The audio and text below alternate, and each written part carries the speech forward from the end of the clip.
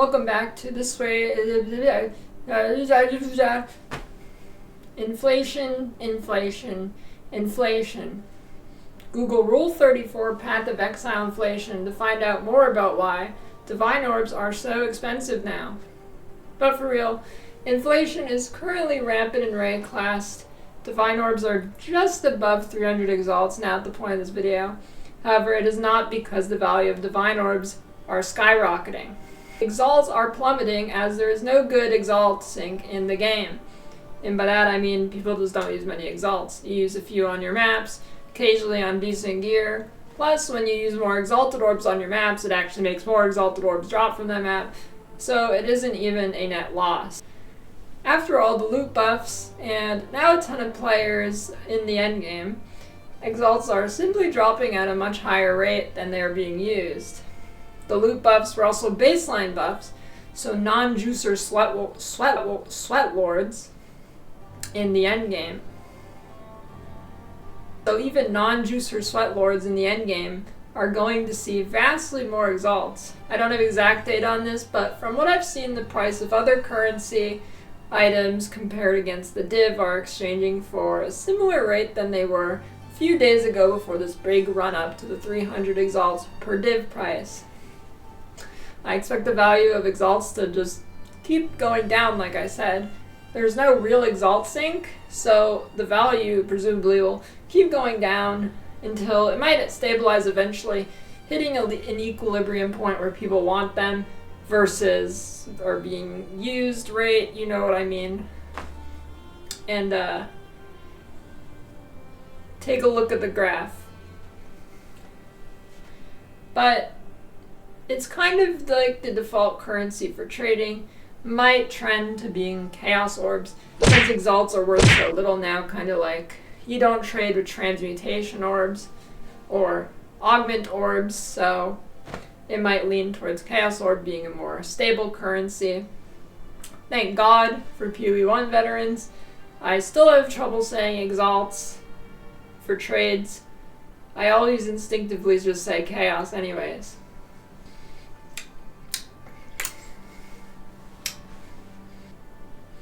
A particularly wealthy exile, elongated muskrat, admits to cheating and at the same time continues to double down.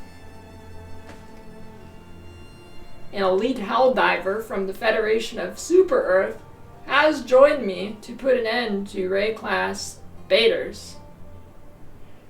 This news broadcast is brought to you by boot.dev.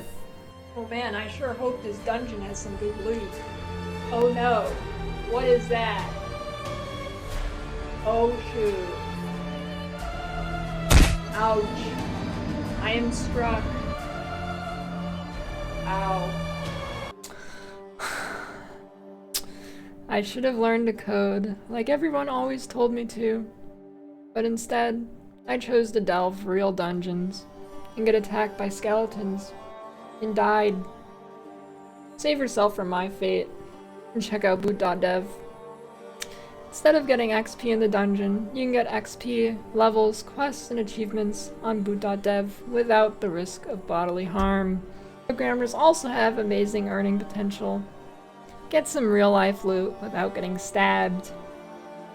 The median salary for back-end developers in the US was over $100,000. Imagine if I did that instead of getting stabbed by a skeleton. You'll learn back-end web development, start to finish, in Python and Go programming languages, much better than getting stabbed by a skeleton.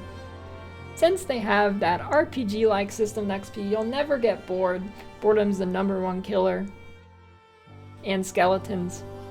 So you'll actually reach your goals. Of course, you will have to put in your effort and write a lot of code yourself and build real projects with boot.dev. Go to boot.dev and use my code DSLY to get 25% off your entire first year if you choose the annual plan. The land neighboring Ray class Sanctuary, I hate that place. Residents are fleeing to Ray class until conditions there improve and are being welcomed with open arms.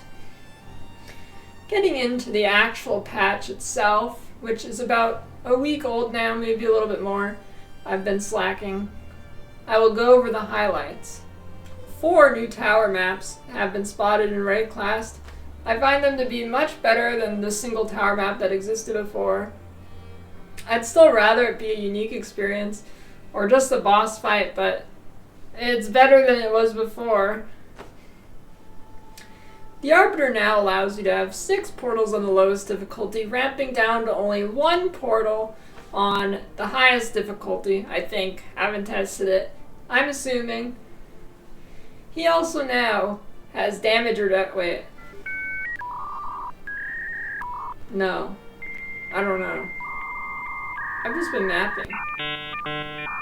He also now has damage reduction early on in the fight to avoid exiles, one-shotting him before he can even do anything, like my Detonate Dead build. Like I said, I have not tested this, so I've also heard reports he just has more HP now, but I haven't tested it. So citadels appear closer to the refuge now, the Ziggurat refuge in specific, so you don't have to travel out as far to find citadels. There's now a map boss tablet and currency item which exiles can place in their completed towers to add more map bosses to the tower radius.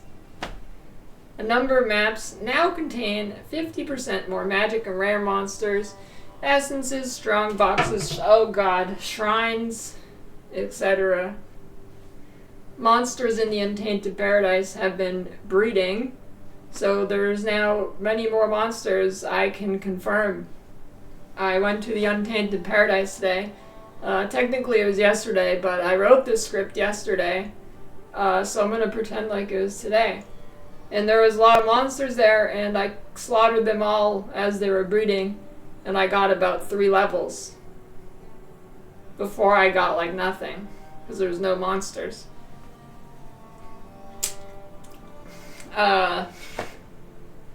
Breaches spawn 15% less monsters. There's about 20% more splinter that drops, the things that are simulacrums. You can zoom out further on your atlas, though it's not as zoomed out as the previous zoom out bug allowed you to, so I don't really know why, but well, I gotta scroll down in my notepad. Okay. Temporalis can no longer reduce the cooldown of a skill to below 100 milliseconds, so you can still blink 10 times a second with it, which is still crazy, and exiles will routinely be breaking the speed limit, and they will be apprehended by the reclass police. Beware. A lot of monster changes have occurred in raid class from this patch. Zalmarath, the Colossus, Dagger Guy, bad, commonly known as Bad Hitbox Guy. Yeah, he still sucks to fight. Many monsters on depth effects now are significantly better and less annoying. This has been very, very noticeable if you've mapped at all since the patch. Volatile plants are also now easier to see. They're bigger and they're purple, and they're bigger and they're more purple. There is no longer a blockade on the SSF regions. SSF exiles can now migrate into the trade regions, but trade exiles are still not allowed to enter the SSF regions. And by SSF, I mean solo self-found. Armor has been made 15% more effective, which means that it is still garbage and will be used by nobody. Chance for omens to appear in rituals has been increased. Many unique items have received buffs. Power of the buffs is not significant on most to make a huge impact, but a few impacts stood out compared to the rest of me. Defiance of Destiny, Ungol's Harmony, Painter's Servant, Original Sin, and probably a few more that I don't remember.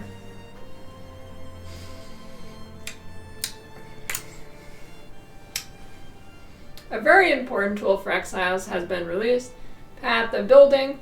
It is currently pretty buggy, and I have not really had the need to use it since its release because it was quite buggy, and it didn't work with anything I tried to use in it, but once it's fixed up, it is the single most helpful tool for the game for planning your builds to conquer Rayclast.